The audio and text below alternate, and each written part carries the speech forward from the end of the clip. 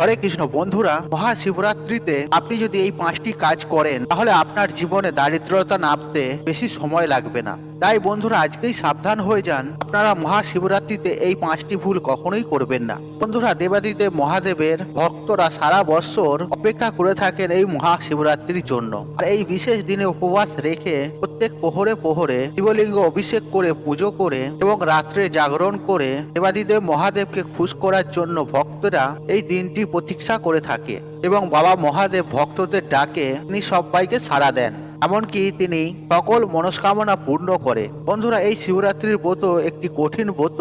এই ব্রতের নিয়ম বিধিগুলো বিশেষ। সবাই নিজের মতো করে শিবরাত্রির ব্রত পালন করে থাকে, কারণ সবার পক্ষে নির্জলা উপবাস রাখা সম্ভব নয়। আর অনেকেই আছে যারা প্রথম প্রহরেই পুজো দিয়ে দেন, আর অনেকেরই পক্ষে রাত্রি জাগরণ সম্ভব হয়ে ওঠে না। তবে বন্ধুরা, আপনি যেভাবেই পুজো দিন না কেন, আর মনের ভক্তি ভাবটাই হচ্ছে আসল। শিবরাত্রির দিন আপনি যদি মনের ভক্তি শ্রদ্ধার সাথে ব্রত রেখে যদি আপনি পুজো করেন, তাহলে বাবা মহাদেব অত্যন্ত আপনার ওপর প্রসন্ন হবে। এবং তার সাথে সাথে আপনি যদি এই 5টি ভুল করে ফেলেন, তাহলে কিন্তু মহাশিবরাত্রির ব্রতের ফল আপনি পাওয়া থেকে বঞ্চিত হয়ে যাবেন। তাই বন্ধুরা, ভুলেও কিন্তু এই 5টি কাজ কিন্তু করবেন না। তাই বন্ধুরা, আজকের এই ভিডিওটি খুবই গুরুত্বপূর্ণ হতে চলেছে। আর আমার সকল বন্ধুদের কাছে অনুরোধ করব, ভিডিওটা কিন্তু সম্পূর্ণরূপে দেখবেন। আর দেখার পর যদি ভালো লাগে তাহলে অবশ্যই কিন্তু ভিডিওতে একটি লাইক করে কমেন্টে হর হর মহাদেব অবশ্যই লিখবেন। আর ভিডিওটি বন্ধু বান্ধব আত্মীয় জনদের সাথে শেয়ার অবশ্যই করবেন, যাতে তারা এই বিষয়গুলি জেনে উপকৃত হন আর আপনাকে ধন্যবাদ জানান। চলুন বন্ধুরা, ভিডিওটি শুরু করা যাক। বন্ধুরা, প্রথম যে কাজটি আপনাদের করতে মানা করছি সেই কাজটি হলো, যে কাজটি থেকে আপনারা বিরত থাকবেন সেই কাজটি, সেদিন ঝগড়া, কলহ, অশান্তি, বিবাদ ইত্যাদি করবেন না। আর পরিবারের সদস্যরা বিশেষ করে স্বামী স্ত্রী একে অপরের সাথে সেদিন কোনো রকম ঝগড়া অশান্তি করবেন না বা দুজনকে কটু কথা শোনাবেন না। আর মনে রাখবেন বন্ধুরা, এই মহাশিবরাত্রির পূর্ণ তিথিতে শিব ও শক্তির মিলন হয়েছিল। আর হর পার্বতীর বিবাহের দিন হচ্ছে এই মহাশিবরাত্রি। তাই আপনি আড্ডা বা গল্প ছলেও স্ত্রীর নিন্দা পর স্ত্রীর কাছে কখনোই করবেন না। আর স্বামীরাও যে স্ত্রীকে কোনো কটু কথা বলবেন না। আর এই দিনে দুজনে মিলেমিশে থাকার চেষ্টা করবেন। আর বাড়ির যারা বয়স্ক ব্যক্তিরা আছে, গুরুজন, তাদেরকে কোনো রকম খারাপ ব্যবহার সেদিন করবেন না। আর আপনার কোনো কাজে বা কথায় যেন বাড়ির বড়রা আঘাত না পায়। আপনি মহাশিবরাত্রির ব্রত করেছেন, সংযমী হয়ে উপবাস রেখে পুজো করতে চান, আপনি কিন্তু এই ছোট ছোট জিনিসগুলি কখনোই করবেন না। আর বাড়ির পরিবেশ অত্যন্ত সুন্দর ও পরিষ্কার পরিচ্ছন্ন রাখুন। আর বাড়ির সবাইকে আদর ও স্নেহ ভরিয়ে রাখুন। বন্ধুরা, দ্বিতীয় যে কাজটি আপনারা করবেন না সেটি হচ্ছে বেশি বেলা পর্যন্ত আপনারা ঘুমাবেন না। আর সেদিন কিন্তু খুব সকাল সকাল শয্যা ত্যাগ করবেন। বিশেষ করে সূর্যোদয়ের আগে শয্য ত্যাগ করার চেষ্টা করুন। আর ব্রত উপবাসের কিছু নিয়ম বিধি থাকে, তার মধ্যে একটি নিয়ম বিধি হচ্ছে খুব সকালে শয্যা ত্যাগ করা এবং আর উঠে সূর্যোদয় দেখা। আর যদি আপনি চান আপনার ব্রত সম্পূর্ণ হন, তাহলে আপনি সকাল সকাল ঘুম থেকে উঠে পড়বেন এবং শয্যা ত্যাগ করে আপনার যা কাজ আছে সেটি করে নিয়ে আপনি যত তাড়াতাড়ি সম্ভব স্নান পর্ব সেরে নেবেন। আর সেদিন স্নানের জলে আপনারা সামান্য কালো তিল মিশিয়ে স্নান করবেন। এতে আপনাদের মন শান্ত হবে এবং চেতনার বৃদ্ধি ঘটবে। তাই বন্ধুরা, সুস্থ থাকার জন্য স্নানের জলে সামান্য কালো তিল মিশিয়ে আপনারা স্নান করবেন। আর এর ফলে আপনাদের চারপাশের পরিবেশ সুন্দর থাকবে। তারপর স্নান পর্ব হয়ে গেলে আপনার ঘরে এবং আপনার গায়ে গঙ্গা জল ছিটিয়ে নিয়ে আপনার আরাধ্য দেবতার পূজা অর্চনা করে নিন। আর সেদিন চেষ্টা করবেন যত বেশি সম্ভব দেবাদিদেব মহাদেবের পুজো আরাধনা করবেন, নাম জপ করবেন, গায়ত্রী মন্ত্র জপ করবেন, ওং নমঃ শিবায় মন্ত্র জপ করবেন। এতে অধিকাংশ পুণ্য লাভ হবে। বন্ধুরা, তৃতীয় যে কাজটি আপনারা ভুলেও করবেন না সেটি হচ্ছে কোনো রকম অবৈধ সম্পর্কে সেদিন জড়াবেন না। অবৈধ সম্পর্ক ক্ষণিকের জন্য আকর্ষণীয় এবং রোমাঞ্চক মনে হলেও পরবর্তীকালে এই সম্পর্কের জন্য কঠিন পরিস্থিতি নেমে আসতে পারে।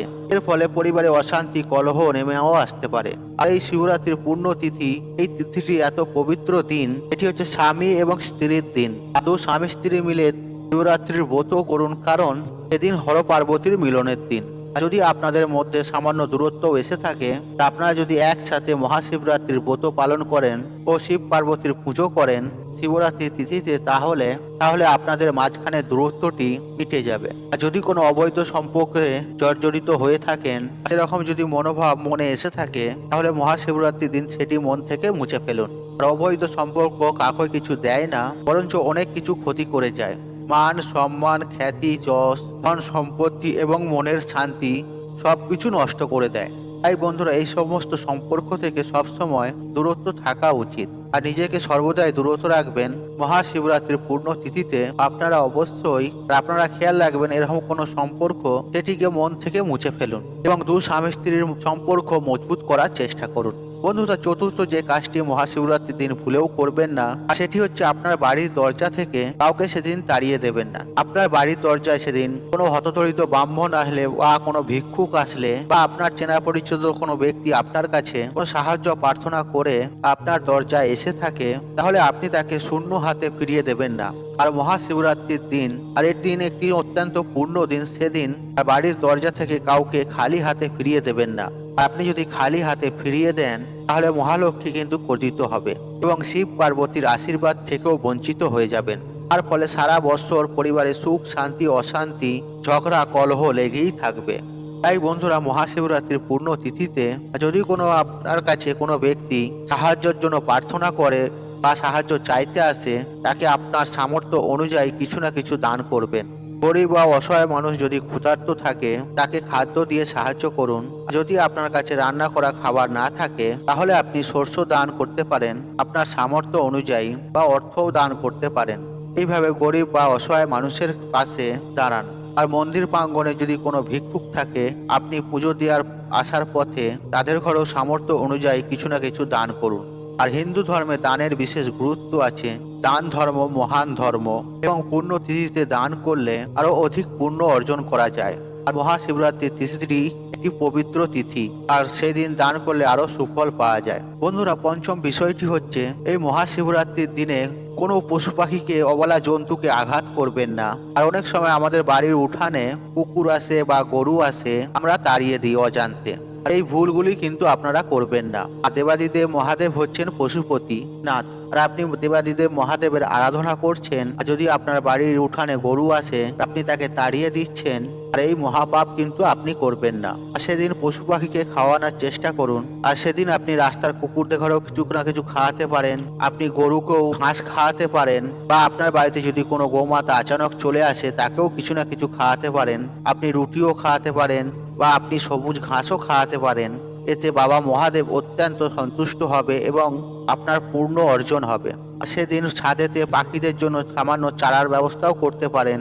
আর এটি যদি আপনারা করেন আর আপনার জীবনে যদি কোনো গ্রহদোষ থেকে থাকে তাহলে সে থেকেও আপনারা মুক্তি পাবেন। যদি শনির সাড়ে সাথী বা ঢাইয়াও থাকে তাহলেও পশু পাখিদের খাওয়ালে সেই দোষ থেকে আপনি মুক্তি পাবেন আর সমস্ত রকমের গ্রহদোষ কাটবে আপনি যদি কুকুর বা গরুকে খাওয়াতে পারেন। এর ফলে আপনার বাস্তু দোষও কিন্তু দূর হবে এবং তার সাথে সাথে দেবাদিদেব মহাদেবের আশীর্বাদও প্রাপ্তি করতে পারবেন। আর সর্বদাই যদি পশু পাখি আপনার বাড়িতে যদি আসে আপনি কিছু খাবার দেওয়ার চেষ্টা করবেন এবং কি তাদের জন্য জল রাখার চেষ্টা করুন। আপনি দেখবেন এর ফলে আপনার জীবনে সমস্ত বাধা বিপত্তিগুলো অনেকাংশেই কেটে যাচ্ছে। আপনি তো বাবা মহাদেবের আশীর্বাদ পাচ্ছেন, তার সাথে সাথে আপনার জীবনে যদি গ্রহদশা ঠিক থাকে তাহলে আপনার জীবনে আয় উন্নতি হতে বাধ্য হয়। আপনার জীবনে যে অর্থনৈতিক বাধা বিপত্তিগুলো যে রয়েছে সেগুলি সমস্ত কিছু দূর হবে। দেখবেন আস্তে আস্তে আপনার অর্থপ্রাপ্তির যোগ সৃষ্টি হচ্ছে এবং কি ঘর থেকে রোগ জ্বালা যন্ত্রণা অশান্তি দারিদ্রতা সবকিছু দূর হবে।